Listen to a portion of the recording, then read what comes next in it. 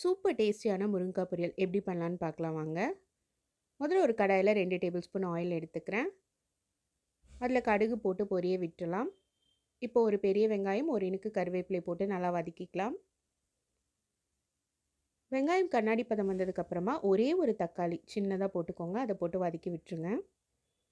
இப்போ இது கூடவே 1 ஸ்பூன் மல்லித்தூள், 1 ஸ்பூன் மிளகாய்த்தூள், 1/4 ஸ்பூன் மஞ்சள்தூள் போட்டு வதக்கிடுங்க. முருங்கைக்காவை நான் இந்த சைஸில் கட் பண்ணி வச்சுருக்கேன். அதையும் ஆட் பண்ணிவிட்டு ஒரு தடவை வதக்கி விட்டுறலாம். பொரியலுக்கு தேவையான கல்லுப்பும் போட்டுக்கோங்க. கொஞ்சமாக இதில் தண்ணி ஆட் பண்ணி கலக்கிட்டு மூடி வச்சு ஒரு 5 மினிட்ஸ் குக் ஆகட்டும்.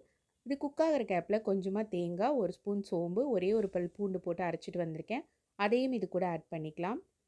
இப்போ க்ளோஸ் பண்ணி வச்சு திருப்பியும் கொதிக்க விடணும். இது நீங்கள் ரைஸ்க்கு போட்டு சாப்பிட்ணுன்னா கிரேவி மாதிரி பண்ணிக்கலாம். சூப்பராக இருக்கும். ட்ரை பண்ணி பாருங்கள்.